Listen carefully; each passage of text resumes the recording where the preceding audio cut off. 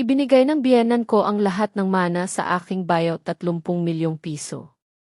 Pagkatapos, humarap siya sa akin at sinabing, dito ka titira sa bahay na ito, at obligasyon mong alagaan ako.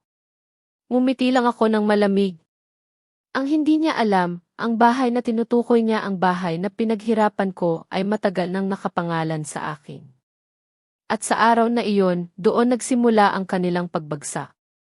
Ako si Elena. 35 taong gulang na ako. Sa isip ko, ang buhay ay sapat na, basta't mapalaki ko lang ng maayos ang aking anak. Pero isang araw, napagtanto ko, may mga bagay pala na kahit ibigay mo ang lahat, hindi kailanman maisusupli. Ang gabing iyon hinding-hindi ko makakalimutan. Nakaupo kami sa sala, ako, si Miguel na asawa ko, at si Dante na bayaw ko. Si Aling Celia, ang aking biyenan, ay nasa gitna, hawak ang makapal na papeles. Ang kanyang mukha, seryoso. Tinitigan niya kami isa-isa. May mahalaga akong sasabihin sa inyo, simula niya, ang kanyang boses ay kakaiba, pormal.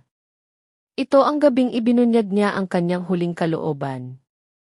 Ang aming lupain sa probinsya, ang mana pa ni Lolo, ay nabenta na. 30 milyong piso.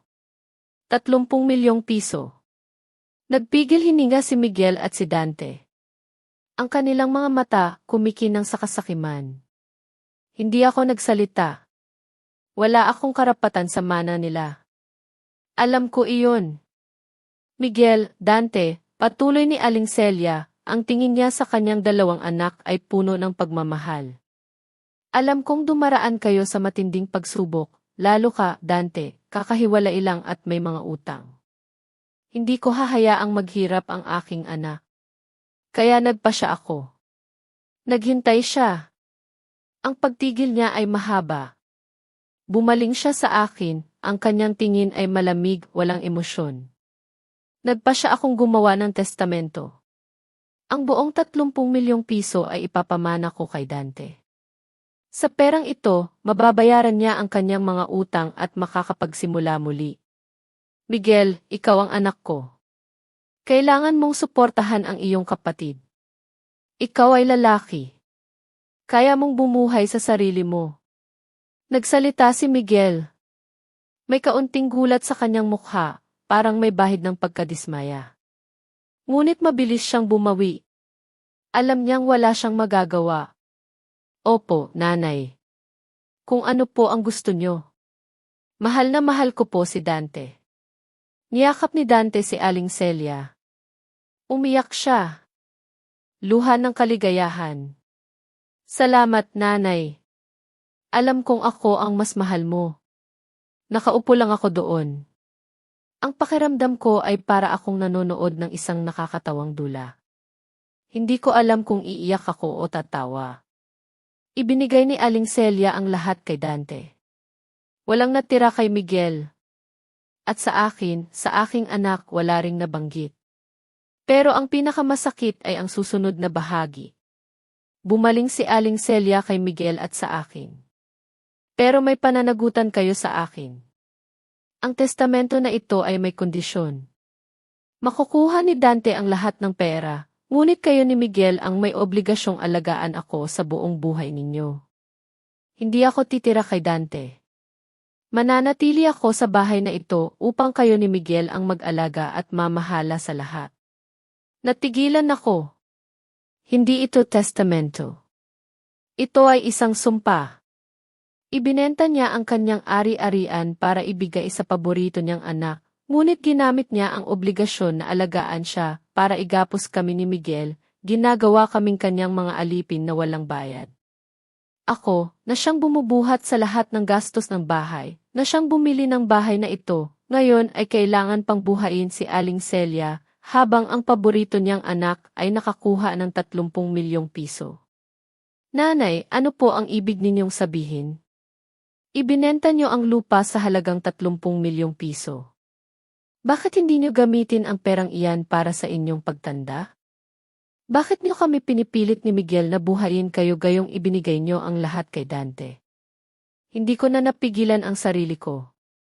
Tiningnan ako ni Aling Celia na may paghamak. Elena, huwag kang maging kalkulado. Ang pag-aalaga sa magulang ay responsibilidad. Tungkulin ng isang anak. Si Miguel ang anak ko. Ikaw ang aking manugang. Kailangan ninyong gawin iyon. Mahina si Dante.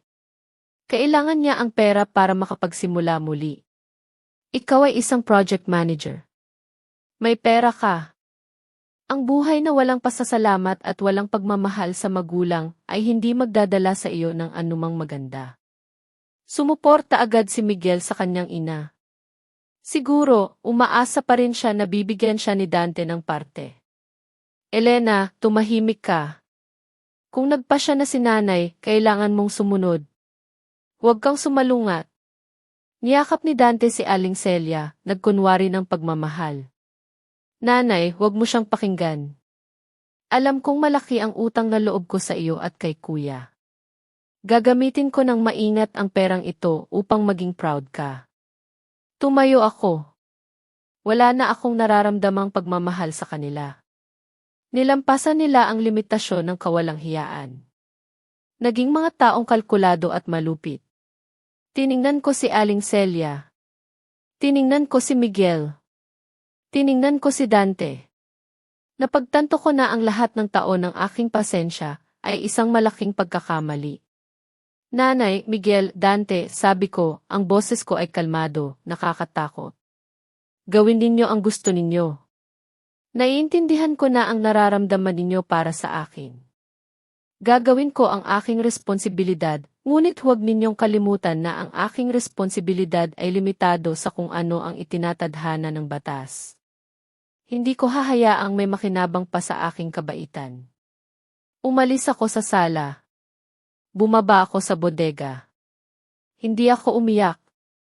Hindi ako nagalit. Tanging kakaibang katahimikan lamang ang naramdaman ko. Ang deklarasyon ni Aling Celia ang nagpalaya sa akin mula sa lahat ng maling moral na tali. Binuksan ko ang aking lihim na file at umabot sa huling pahina. Ang petisyon para sa diborsyo, handa na ng aking abogada, kulang na lang ang aking pirma. Alam kong ibinuhos na ni Miguel ang lahat ng natitira niya kay Celeste. Ngayon, wala na siyang pera. Si Dante ay may 30 milyong piso, ngunit siya ay sakim at bulag. Hahayaan kong sirain nila ang kanilang sarili. Ang di makatarungang testamento na iyon ang huling armas na kailangan ko upang baligtarin ang sitwasyon. Ipapamukha ko sa kanila na ang pag-aalaga sa matatanda ay hindi isang kontraktwal na probisyon, kundi isang kusang loob na gawain. At kapag wala ng pagmamahal, walang testamento ang makakapilit sa akin. Handa ako. Nagsimula ang lahat sa pag-ibig. O sa akala kong pag-ibig. Nang pakasalan ko si Miguel, puno ako ng pag-asa. Ang 3 palapag na bahay sa Maynila, na binili ko gamit ang sarili kong mana bago kami ikasal, ay naging aming tahanan. Ang bawat sulok nito ay pinuno ko ng pangarap. Isang pangarap ng isang masaya at buong pamilya. Bilang project manager, abala ako sa trabaho. Ngunit hindi ito sapat. Gabi-gabi, pagkatapos ng mahabang araw sa opisina, umuuwi ako para harapin ang isa pang trabaho. Ang pagiging asawa, ang pagiging manugang, at ang pagiging ina sa aming nag-iisang anak na si Leo. Para madagdagan ang aming kita, tumatanggap ako ng mga freelance na trabaho. Nagpupuyat ako sa harap ng computer, tinitiyak na may sapat kaming ipon para sa kinabukasan ni Leo. Si Miguel, isang freelance na commercial agent, ay palaging may dahilan. Ang trabaho niya ay hindi raw matatag. Palagi siyang pagod. Palagi siyang may mahalagang kausap sa telepono. Ang kanyang ambag sa gastusin sa bahay ay kakarampot. Ngunit ang kanyang pag-angkin sa kapangyarihan bilang ulo ng tahanan ay ganap. Si Aling Celia, na nakatira sa amin, ay hindi kailanman naging madali para sa akin. Sa kanyang mga mata, palagi akong may pagkukulang. Elena, masyado kang abala sa trabaho mo, madalas niyang sabihin. Napapabayaan mo na ang pamilya mo. Ngunit kapag nakikita niya si Dante, ang kanyang panganay na anak na walang trabaho, ang kanyang tono ay nag-iiba. Si Dante may malaki iyang potensyal. Naghihintay lang ng tamang pagkakataon. Ang pagluluto ay isa sa mga tungkulin ko. Pagod man galing sa opisina, didiretso ako sa kusina. Naaalala ko pa, isang beses, nagluto ako ng sinigang na baboy. Maaga akong gumising para mamalengke. Pinili ko ang pinakasariwang mga sangkap. 3 oras kong pinakuluan ang buto-buto para lumambot. Ang amoy ng sinigang ay bumalot sa buong bahay. Inaasahan ko ang isang ngiti man lang. Ngunit nang kumakain na kami, sinabi ni Aling Celia, masarap naman pero parang kulang sa asim. Sumunod naman si Miguel nga. At medyo matigas pa ang karne. Walang nakakita sa pagod ko. Walang nakapansin sa effort ko. Sa sandaling iyon, habang tahimik akong kumakain, napagtanto ko ang isang mapait na katotohanan. Sa bahay na ito na ako ang bumili. Sa hapagkainan na ako ang naghanda. Hindi ako asawa. Hindi ako manugang. Isa akong makina na gumagawa ng pera at isang utusan na walang sahod. At dahan-dahan, sinimulan ni Miguel na ipasa sa akin ang mga maliliit na bayarin. Ang kuryente. Ang tubig. Ang internet. Lahat, inako ko. Para sa kapayapaan. Para sa pamilya. Ang paglipat ni Dante sa aming bahay ay kasing bilis at kasing gulo ng isang hindi inaasahang bagyo. Kalalabas ko lang sa trabaho, hindi pa nga ako nakapagpalit ng office attire, nang makita ko ang isang bundok ng bagahe sa gitna ng sala. Lahat iyon, mamahaling brand, mga handbag, sapatos, at mga kahon ng cosmetics.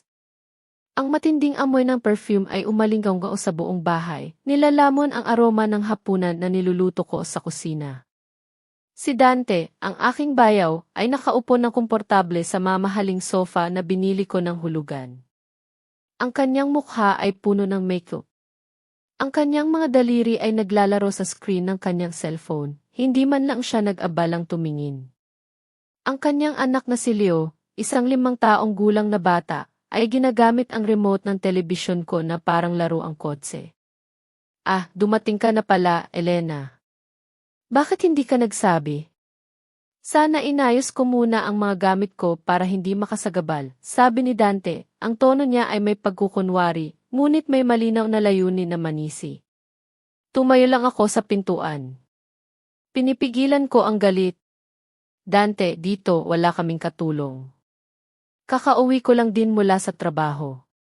Ikaw ang mag-aayos ng gamit mo. Ito ang sala. Lumabas si Aling Celia mula sa kusina, may hawak na takure. Agad siyang namagitan, ang kanyang tingin ay puno ng pagmamahal sa kanyang anak. Elena, bakit mo ganyan kausapin ang bayaw mo? Kakadating lang niya. Pagod siya. Bilang ate, dapat ay maunawain ka at tulungan mo siya. Ayos lang na manatili dyan ang mga gamit. Sige, magluto ka na ng hapunan. Gusto ni Dante ang masarap na pagkain. Tandaan mo na masarap ang lutuin mo. Tiningnan ko si Aling Celia. Malinaw niyang ipinagtatanggol si Dante. Si Dante na nag-divorce dahil sa kanyang pagiging bulagsak at pagiging tamad. Ngayon, siya ang itinuturing na marupok na nangangailangan ng pag-aalaga ng taong nagtataguyod sa buong pamilya. Nanay, katatapos ko lang din po ng 0 oras na trabaho, at kailangan ko pang magluto ng hapunan para sa lahat. Wala po akong oras para mag-ayos ng gamit ni Dante, sabi ko ng direkta. Naubos na ang pasensya ko. Dumating si Miguel. Katatapos lang niyang maligo. Nakasuot siya ng bagong t-shirt. Mukha siyang sariwa at relax. Elena, anong nangyayari sa iyo? Kapatid ko si Dante, kakadating lang niya. Dapat ay masaya ka. Ilang gamit lang naman iyan. Bakit ka gumagawa ng gulo?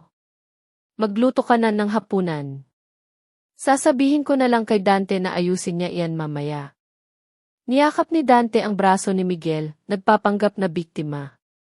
Miguel, kung hindi ako gusto ng ate ko, aalis na lang ako. Gusto ko lang ng tahimik na lugar para magbasa at mag-isip tungkol sa bago kong trabaho. Narinig ko na ang opisina ni Elena sa ikatlong palapag ay napakaganda, may bintanang nakatanaw sa hardin. Gusto kong gamitin ang silid na iyon. Bago pa ako makareact, nagpatuloy si Aling Celia na para bang nakasulat na sa script ang kanyang sasabihin. Tama. Tama si Dante. Elena, ilipat mo ang mga gamit mo mula sa opisina sa ikatlong palapag. Ang silid na iyon ay para kay Dante. Nagtatrabaho ka naman buong araw sa opisina.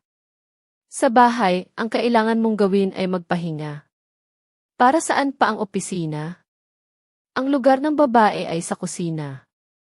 Nang marinig ko si Aling Celia, pakiramdam ko ay umakyat ang dugo sa ulo ko. Ang opisina na iyon ay binuo ko sa sarili kong pagsisikap. Bawat istante, ang desk, bawat saksakan, ako ang pumili at nag-assemble. Iyon ang lugar kung saan ako kumikita ng pera para pambayad sa tuition ng anak ni Aling Celia, para ibili siya ng vitamins, para mapanatili ang pagpapanggap na pamilya. At ngayon, gusto nilang agawin iyon ng walang kahihiyan. Ang silid na iyon ay aking lugar ng trabaho, hindi isang spe. Kailangan ko iyan para kumita ng pera. Nanay, Miguel, alam ninyong pareho na kung wala ang aking extra income, hindi kayang tustusan ng pamilya na ito ang lahat ng gastos. Sinubukan kong panatilihing matatag ang boses ko. Nagkibit balikat si Miguel na may nakakakilabot na kawalang pakialam. Sinabi ko na sa iyo. Pwede kang magtrabaho sa sala. Wala ka namang ginagawang sikreto. Kailangan ni Dante ng sarili niyang espasyo. Desidido na iyan. Huwag ka nang magpumilit pa. Pagod na ako. Tumalikod si Miguel at umakyat sa hagdan. Ang kanyang pag-ugali ang siyang nagpaapaw sa pasensya ko. Ngumiti si Dante, ngiti ng nanalo ng walang laban. Salamat, nanay. Salamat, Miguel. Elena, pakibilisan mo naman ang pag-aayos. Kailangan kong gamitin ang silid ngayong gabi din, sabi niya na may pagpapanggap na matamis. Alam kong walang saysay ang makipagtalo. Sila ay isang alyansa, 3 laban sa 1. Ngunit ang aking pasensya ay hindi kahinaan, kundi paghahanda. Sige, aayusin ko, sagot ko ng tuyo. Pero aayusin ko sa sarili kong paraan.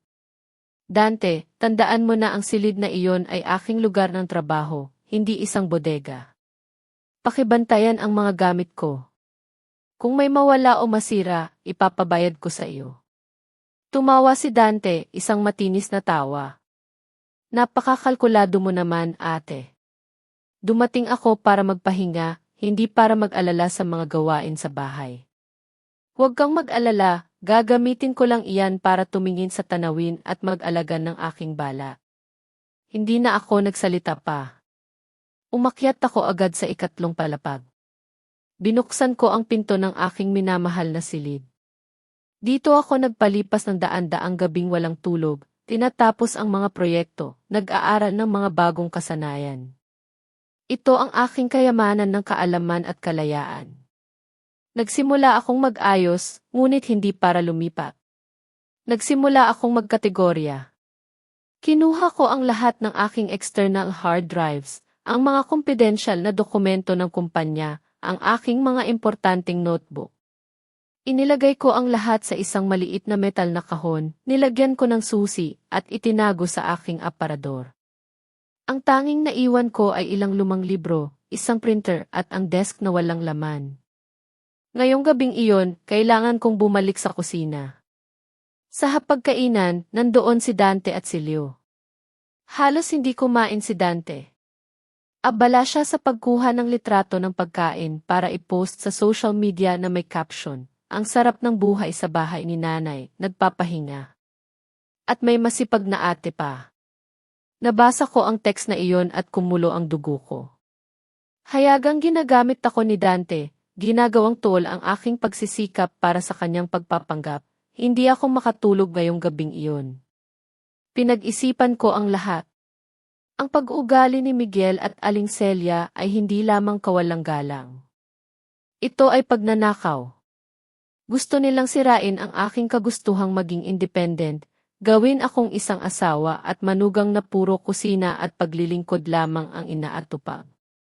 Miguel, bukas, ilalabas ko ang pera mula sa joint savings account at ilalagay ko sa isang account para sa bata. Dapat may matira ka para sa iyong mga gastos, bulong ko kay Miguel habang mahimbing na natutulog. Ikaw na ang bahala. Nagtitiwala ako sa iyo, bulong niya sa panaginip. Ang kanyang tiwala sa aking pamamahala sa pera ang siyang kahinaan na aking sasamantalahin. Alam kong kung hindi ako kikilos agad, kukumbinsihin siya ni Dante na ilabas ang lahat ng pera at i-invest sa isa sa kanyang mga nakakabaliw na ideya. Kailangan kong protektahan ang kinabukasan ng aking anak bago pahuli ang lahat. At iyon ang gagawin ko kinabukasan. Tulad ng inaasahan ko, pagkatapos ng isang linggo kasama si Dante at si Leo, ang aking 3 palapag na bahay ay naging isang tunay na battleground. Akala ko dumating si Dante para magpahinga at magsaliksik ng bagong trabaho. Pero ang totoo, natutulog siya hanggang alas 11 ng umaga. Pagkagising, abala siya sa pagbabrowse sa internet, nanonood ng mga serye, at nakikipag-usap sa telepono. Hindi siya nagtaas ng daliri para sa anumang bagay. Si Leo, ang kanyang anak, ay isang buhawin ng kalokohan. Pinupunit ang mga pahayagan, nagpipinta sa mga dingding ng sala, nagtatapon ng inumin sa sahig. Pag-uwi ko mula sa trabaho at makita ang ganitong tanawin, kumikipot ang puso ko. Ang ground floor, na ipinagmamalaki ko noon sa kalinisan, ngayon ay puno ng mga sapatos na nakakalat kung saan-saan at mga laruan na nakakalat. Ang maliit na desk sa isang sulok ng sala, na kailangan kong gawing pansamantalang lugar ng trabaho, ngayon ay natatakpan na ng mga handbag at cosmetics ni Dante. Hindi ako makatrabaho. Dante, pwede mo bang ilagay ang mga gamit mo sa iyong silid sa 2 palapag? Kinukuha mo ang buong espasyo ng trabaho ko, sabi ko. Ang aking boses ay nagpapakita ng pagod at pagkadismaya. Tinaas ni Dante ang tingin niya. Nagulat siya. Para bang may sinabi akong ganap na walang kabuluhan. Ay, nagsisimula na naman ang ate ko. Sa ilang gamit lang, ang A mo naman. Nagtatrabaho ka lang sa computer, hindi mo naman kailangan ng malaking lamesa. Sandali ko lang naman iyan iniwan dyan. Nga pala, Elena, nakita mo ba ang lipstick kong Chanel, ang shade 900 at 990? Iniwan ko sa lamisang iyan. Napabuntong hininga ako. Halos maubos na ako. Kailangan kong harapin ang trabaho ko sa labas, tapos sa bahay, ako ang hindi binabayarang katulong ng pamilya ng aking asawa. Hindi ko ginalaw ang mga gamit mo. Ikaw ang maghanap. Kumain na ba kayo? Kumain na ba si nanay? Tanong ko, kahit alam ko na ang sagot. Si nanay, nag-protein shake lang. Ako, hindi pa kumakain. Nagda-diet ako, at ayaw kong kumain ng kahit anong pre-cook. Elena, anong lulutuin mo ngayong hapunan? Sana masarap. Nitong mga nakaraang araw, ang tatahimik ng luto mo. Hindi ako nagkakagana. Nagreklamo rin si Miguel. Nagsalita si Dante ng natural na para bang ako ang kanyang personal na chef. Nilunok ko ang aking galit at nagtungo sa kusina. Kailangan kong maghanda ng hapunan para sa 4 na tao, Miguel, Aling Celia, Dante at ako. Ngunit hindi ako pwedeng gumasta ng basta-basta. Simula nang dumating si Dante, lihim na binawasan ni Miguel ang kanyang kontribusyon sa mga gasto sa bahay, idinadahilan ang hirap sa trabaho. Akala niya hindi ko napapansin. Ngunit detalyado kong itinatala ang bawat kita at gastos. Ngayong araw, nagpasya akong magluto ng merluza sa salsa verde at ginisang broccoli na may bawang. Parehong sariwa, masustansya at hindi masyadong mahal. Habang naghahanda ako ng hapag, kumalat ang aroma. Dumating si Miguel.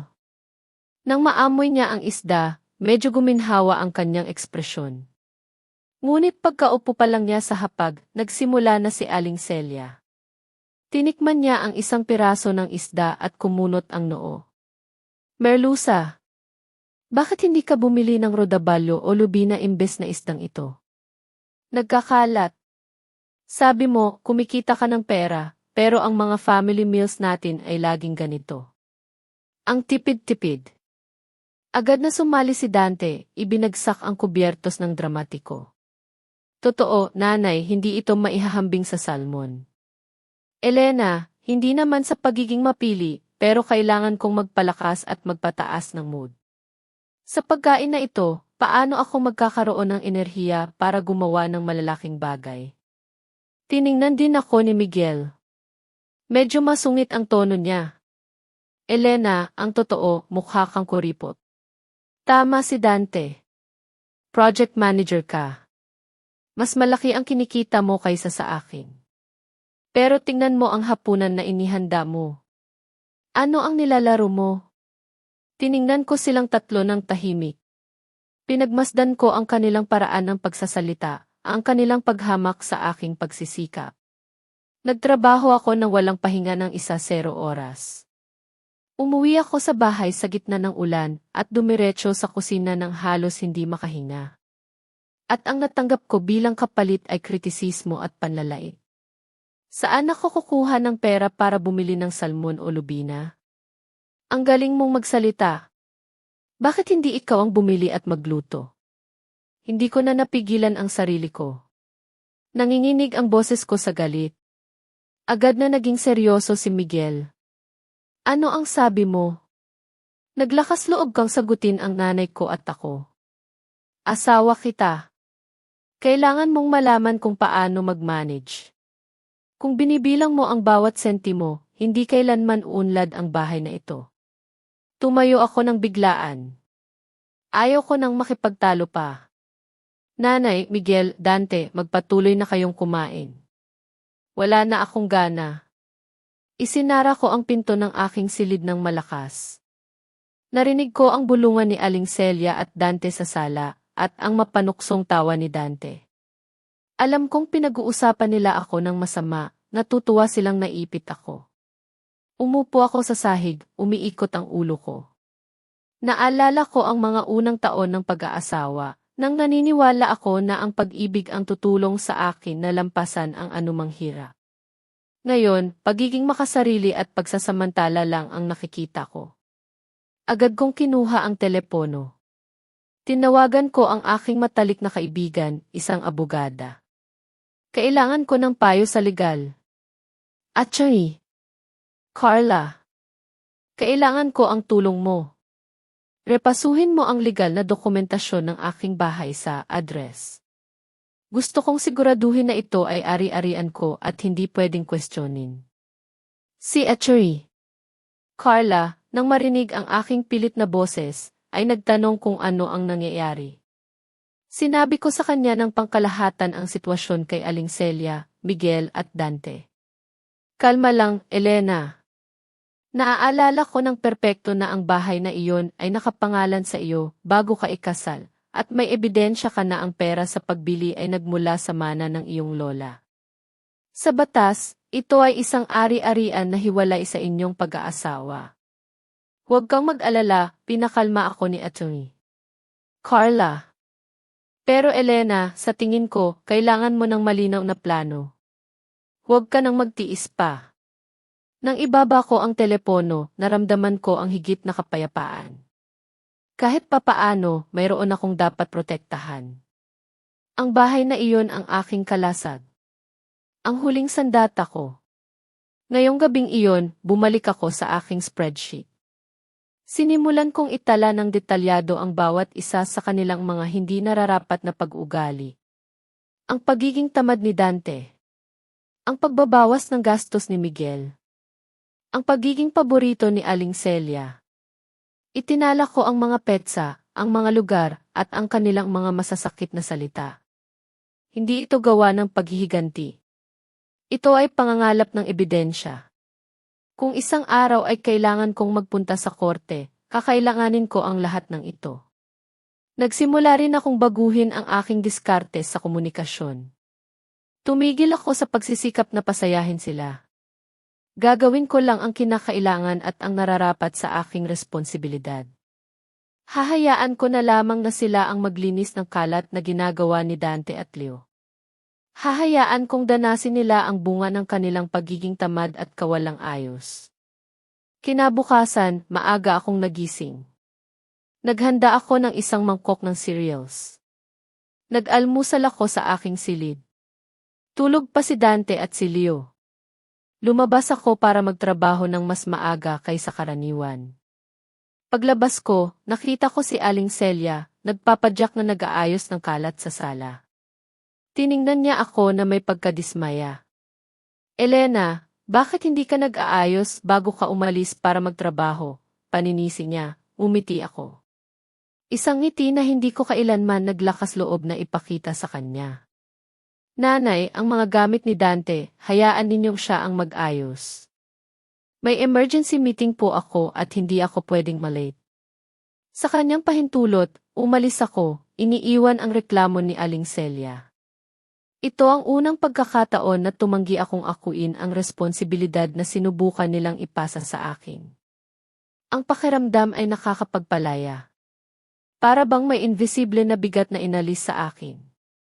Ang aking buhay, mula ngayon, ay hindi nakokontrole ng mga hindi makatwirang inaasahan ng pamilya ng aking asawa.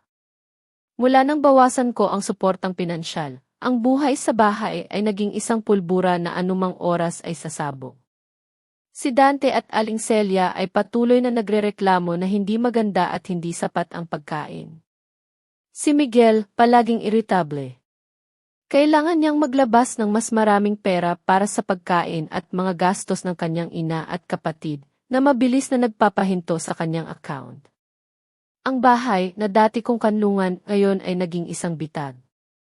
Ngunit ang mas nakakuha ng aking pansin ay ang pagbabago kay Miguel. Nagsimula siyang umalis ng mas maaga at umuwi ng mas huli kaysa karaniwan. Ang mga lihim na tawag sa banyo. Ang mga mensahe na agad niyang binubura. At higit sa lahat, isang kakaibang perfume sa kanyang damit. Ito ay isang mamahaling amoy. Matindi at nakakaakit. Ganap na kakaiba sa murang perfume na dati kong binibili para sa kanya. Ang amoy na ito ay hindi lumilipas. Kumakapit ito sa kanyang mga kwelyo ng kamisa at sa kanyang balat, bilang isang hindi mapag-aalinlangan ng ebidensya. Isang gabi, 12:00 na ng hating gabi, umuwi si Miguel. Sinubukan niyang pumasok sa silid ng tahimik. Ngunit gising ako. Nagkunwari akong tulog, kinokontrol ang aking paghinga. Tinanggal niya ang kanyang kamisa at itinapon sa basket ng maruming damit. Agad, ang perfume na iyon ay sumalubong sa akin. Malakas. Naghahamon. Binuksan ko ang ilaw sa tabi ng kama. Nagulat si Miguel. Bakit hindi ka patulog? Tanong niya, nanginginig ang boses. Umupo ako. Kinuha ko ang kanyang kamisa. Ano ang amoy na ito, Miguel? Perfume ng babae. Saan ka galing hanggang ngayon? Inagaw ni Miguel ang kamisa mula sa akin, kinakabahan. Ano ba ang ginagawa mo? Nasa mga client ako. Sa opisina nila, gumagamit sila ng matatapang na perfume. Huwag kang mag-exaggerate. Pagod na pagod ako. Anong client ang gumagamit ng perfume na kumakapit ng ganoon sa iyong katawan? Itinuro ko ang mahinang mansa ng lipstick sa kwelyo ng kamisa. Sa ilalim ng mahinang ilaw, malinaw iyon. Parang saksak. Natigilan si Miguel. Sinubukan niyang takpan ang mansa gamit ang kanyang kamay. Ito ay dahil nakainom ako ng kaunting alak at nadulas. Maniwala ka, Elena, wala akong ginawang masama. Tiningnan ko ang kanyang mga matang sinungaling. Hindi ko na kailangan pang makipagtalo. Malinaw ang katotohanan. Nakipagkita muli si Miguel kay Celeste, ang kanyang dating kasintahan, at nilalampasan na nila ang mga hangganan. Hindi ko kailangan ng paliwanag mo. Gusto ko lang natandaan mo na may asawa ka at anak.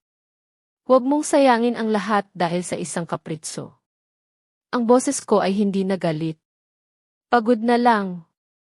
Dismayado. Nang makita niyang hindi ako gumawa ng eksena, bumalik ang pagmamayabang ni Miguel. Alam ko. Huwag kang mag-alala at magpatuloy ka sa pag-aalaga ng bahay. Ang trabaho ko ay hindi ang mga maliliit na proyekto na ginagawa mo. Mayroon akong mga importanteng bagay na ginagawa. Mga social relations. Babae ka. Hindi mo iyan naiintindihan. Tumango ako. Isang ngiti na malamig. Hindi ko naiintindihan. Ang naiintindihan ko lang ay ang mga numero sa bangko at ang mga bayarin sa kuryente. Sana magtagumpay ka sa malalaking bagay mo. Tumalikod ako. Humarap sa pader at pinatay ang ilaw.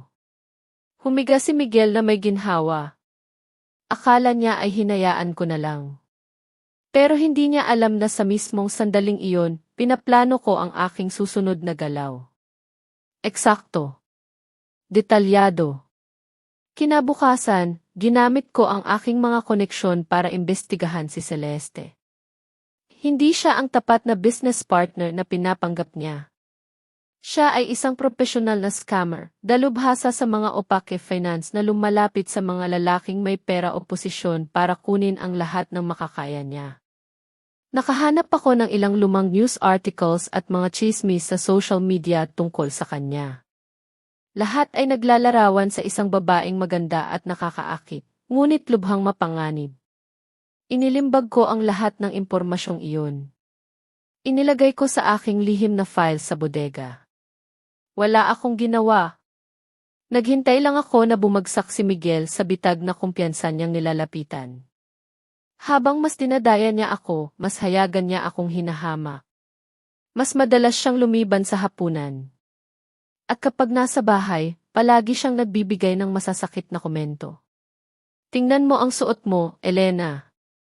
Para kang isang housewife na hindi lumabas ng kusina sa loob ng 10 taon. Kailangan ng mga babae na matutong mag-ayos, matutong makipagsosyal, tulad ng iba. Sinasabi niya iyon habang nakatingin sa kanyang cellphone, kung saan alam kong tinitingnan niya ang mga larawan ni Celeste. Si Aling Celia, nang marinig iyon, ay agad na sumali. Tama. Si Dante, mas magaling manamit kaysa sa iyo. At ikaw, Elena, sa dami ng pera mo at sa pagiging kuripot mo sa sarili mo, sige, itago mo ang pera, makikita mo, isang araw, may kukuha ng lahat sa iyo. Nananatili akong tahimik. Hindi nakikipagtalo. Alam kong bahagi iyon ng kanilang psychological manipulation. Gusto nilang iparamdam sa akin na mas mababa ako, walang halaga, upang tanggapin ko ang aking papel bilang pinagtaksilan na asawa ng may pagpapaubaya. Ngunit hindi nila alam na ang kanilang paghamak ang nagpapalakas sa akin.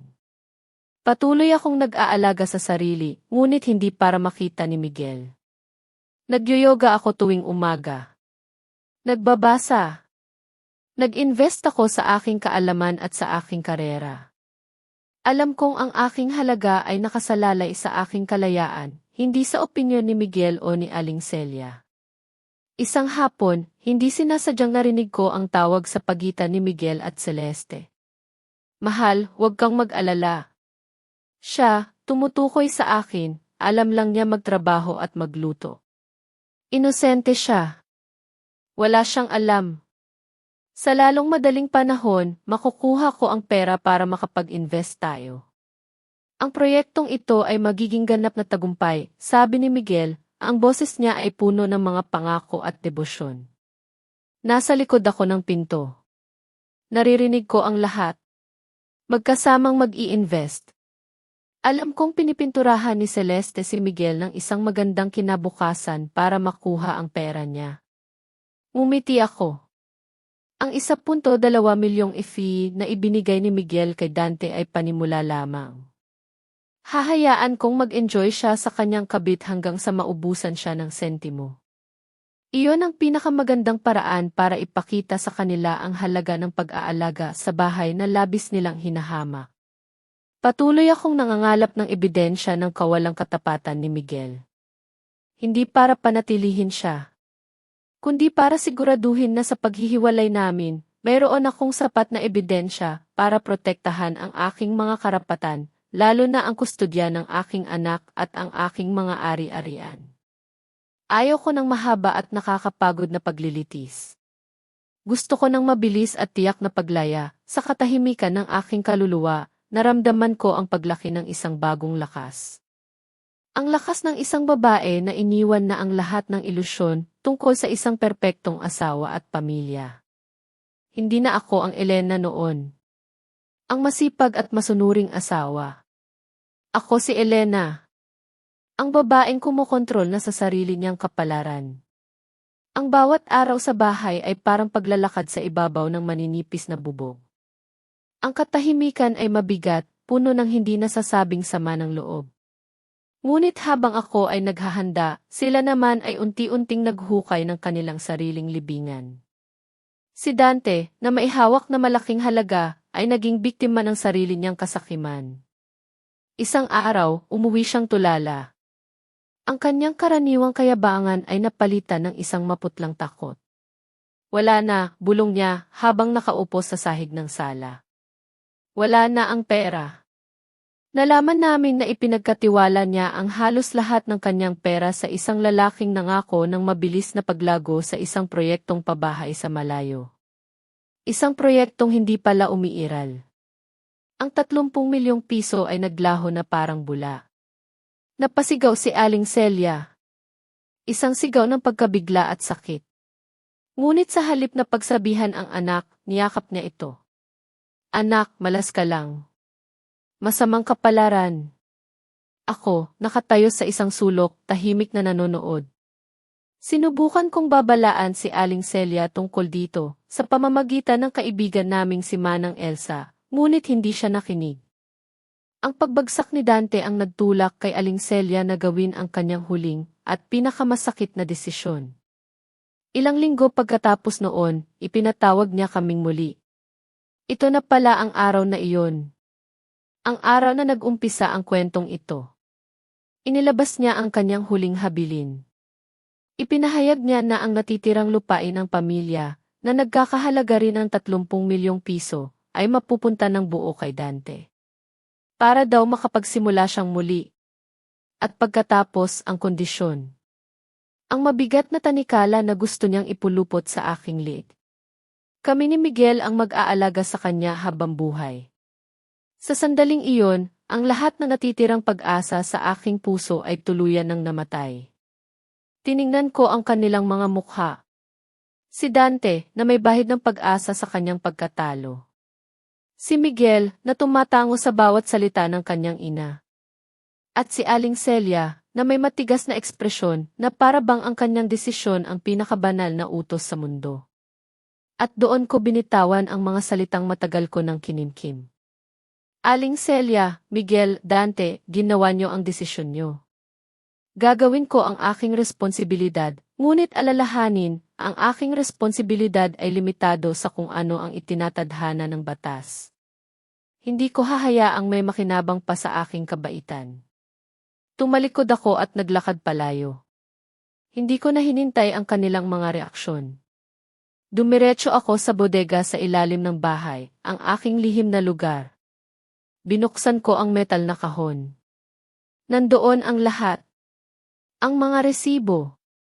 Ang mga litrato. Ang mga audio recording. At ang isang dokumento na inihanda ni Atty. Carla. Ang aking petisyon para sa diborsyo. Kulang na lang ng isang pirma. Ang pirma ko. Dumating ang araw na iyon. Isang gabi, umuwi si Miguel na amoy alak. Ang kanyang mukha ay gusot. Ang kanyang mga mata ay puno ng galit at pagkatalo. Alam ko na. Si Celeste ay naglaho na, kasama ang 6 na milyong pisong inutang niya. Pumasok siya sa kwarto kung saan ako nagtatrabaho. Ibinagsak niya ang kanyang sarili sa isang upuan. Bakit? Sigaw niya sa akin. Bakit parang wala kang pakialam? Asawa mo ako, Elena. Nahihirapan ako at wala ka man lang ginagawa. Isinara ko ang aking laptop. Tiningnan ko siya ng walang emosyon. Ang mga problema mo, sabi ko, ang boses ko ay malamig. Ay ikaw ang gumawa. Pinili mo ang daan na iyan. Harapin mo ang mga kahihinatnan. Ano ang sinabi mo? Ang kanyang boses ay nanginginig sa galit. Ang katotohanan, sabi ko. Kumuha ka ng pera ng pamilya ng patago. Nagtaksil ka. Nagpaloko ka sa babae mo. At ngayon, gusto mong ako ang mag-alala para sa iyo. Hindi niya matanggap ang katotohanan. Ang kanyang ego, na matagal ng basag, ay tuluyan ng gumuho. Sa sobrang galit at kahihiyan, tumayo siya. Lumapit sa akin. At itinaas ang kanyang kamay. Isang malakas na sampal ang dumapo sa aking pisngi. Ang sakit ay hindi lang pisikal. Ito ang pagtatapos ng lahat. Ang huling patak. Ang huling pagyurak sa aking pagkatao. Hindi ako umiyak. Hindi ako nanginig. Hinawakan ko ang aking namumulang pisngi. Tiningnan ko siya sa mata. Nakita ko ang takot at pagsisisi sa kanyang mga mata, ngunit huli na ang lahat. Tumayo ako at naglakad papunta sa aking aparador. Binuksan ko ang metal na kahon. Inilabas ko ang isang makapal na folder. Inihagis ko sa kanyang paanan ang mga litrato. Mga litrato nila ni Celeste sa mga hotel, sa mga restaurant. Namilog ang kanyang mga mata. Nanginginig niyang pinulot ang mga ito. Pagkatapos, inilabas ko ang isa pang dokumento. Ang titulo ng bahay na ito. Itinuro ko ang pangalan na nakasulat doon. Elena Garcia Perez. Ang aking pangalan bago ako ikasal. Ang bahay na ito, sabi ko, ay binili ko gamit ang mana mula sa aking lola. Bago pa man tayo ikasal. Ito ay aking sariling pag-aari. Walang karapatan dito ang sinuman sa inyo. Napatayo si Aling Celia at Dante na pumasok sa kwarto. Nakita nila si Miguel na nakaluhod, tulala habang tinitingnan ang titulo. Sa harap nilang tatlo, kinuha ko ang aking telepono. Tinawagan ko si Atty. Carla. Attorney, sabi ko, ang boses ko ay matatag. I-file na natin ang kaso ng diborsyo. At kailangan ko rin ng eviction notice. Agad-agad. Hindi, sigaw ni Miguel. Hindi mo pwedeng gawin yan. Tiningnan ko silang tatlo. At binitawan ko ang mga salitang nag-umpisa sa kwentong ito. Bibigyan ko kayo ng 2 oras para umalis sa bahay ko. Ang mahabang paglalakbay ko ng pagtitiis ay nagwakas na. Ito na ang aking huling pagpapasya. Kung naririnig pa ninyo ako hanggang ngayon, mga kaibigan, pakitulungan akong mag-comment ng numero 1 sa ibaba, upang malaman kung mayroon pa ring mga kasama akong naglalakbay sa buong paglalakbay na ito. Ang inyong presensya ang pinakamalaking inspirasyon para sa akin upang ikwento pa ang huling bahagi. Ang 2 oras ay parang isang iglap. Dumating si Atty. Carla kasama ang 2 pulis. Ang sirena ng kanilang sasakyan ay isang hudyat. Isang hudyat ng pagbabago. Ang tapang ni Miguel ay biglang naglaho. Si Aling Celia ay napaupo sa sahig, umiiyak at isinusumpa ako. Si Dante ay parang isang batang nawawala, hindi alam ang gagawin. Ito po ang temporary eviction order, paliwanag ni Atty. Carla sa kanila habang ipinapakita ang mga dokumento. Ang bahay na ito ay pag-aari ni Gining Elena Garcia Perez. Dahil sa banta at pisikal na pananakit na kanyang natamo, kinakailangan ninyong lisanin ang pamamahay na ito. Walang salita ang makapaglalarawan sa kahihiyan sa kanilang mga mukha. Ang mga kapitbahay ay nagsimulang magsilabas. Ang kanilang mga bulungan ay parang mga karayom na tumutusok sa dangal ng pamilya ni na Miguel. Nagmamadali silang nag-impact. Sinubukan ni Miguel na maghanap ng mga mamahaling gamit na pwede niyang dalhin, ngunit wala siyang nakita. Ang relo mo, sabi ko sa kanya nang may malamig na ngiti. Iyong mumurahin na ako ang bumili 5 taon na ang nakalipas. Nasa drawer. Pwede mo nang kunin. Umalis sila, dala ang ilang gamit sa mga lumang maleta. Bago sila tuluyang lumabas ng pinto, lumingon si Miguel. Ang kanyang mga mata ay puno ng galit at pagsisisi. Magsisisi ka dito, Elena, sabi niya. Sinira mo ang pamilyang ito. Tiningnan ko siya ng diretsyo. Matagal nang sira ang pamilyang ito, Miguel. Sinira niyo. Ikaw, ang nanay mo at ang kapatid mo. Nililinis ko lang ang mga basura. Isinara ko ang pinto. Ang tunog nito ay hudyat ng aking kalayaan. Ipinatawag ko ang aking anak mula sa bahay ni Manang Elsa. Ipinatawag ko rin ang isang tagalinis. Pinalinis ko ang buong bahay. Ang bawat sulok na may alaala ng kanilang pang-aabuso. Nalaman ko, mula sa isang kapitbahay, na lumipat sila sa isang barong-barong sa isang maruming lugar sa labas ng syudad. Isang gabi, sinilip ko sila mula sa malayo. Nakita ko silang nagsisiksikan sa isang maliit at madilim na kwarto. Nag-aaway dahil sa pera. Nagtuturuan, hindi ako nakaramdam ng saya. Hindi ako nakaramdam ng paghihiganti. Ang naramdaman ko lang ay isang malalim na kaluwagan. Malaya na ako. Ang buhay sa barong-barong ay naging isang malupit na guro para sa kanila. Ngunit ang pinakamatinding pagsubok ay dumating nang si Aling Celia ay magkasakit. Dahil sa stress at sama ng loob, bumagsak ang kanyang katawan. Isinugod siya sa pampublikong ospital. Nag-away si Miguel at Dante kung sino ang magbabayad sa mga gastusin. Walang may gustong umako ng responsibilidad. Hindi ko sila matiis. Sa pamamagitan ni Achoy, Carla, palihim kong binayaran ang lahat ng gastusin sa ospital.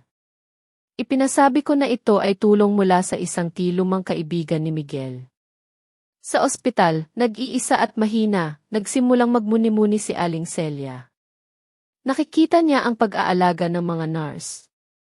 Naaalala niya ang mga araw na ako ang nag-aalaga sa kanya. Naaalala niya ang mga niluluto ko, ang pag-aasikaso ko, ang aking walang sawang pagtitiis. At doon, sa gitna ng puting pader ng ospital, sa wakas, nagising siya sa katotohanan.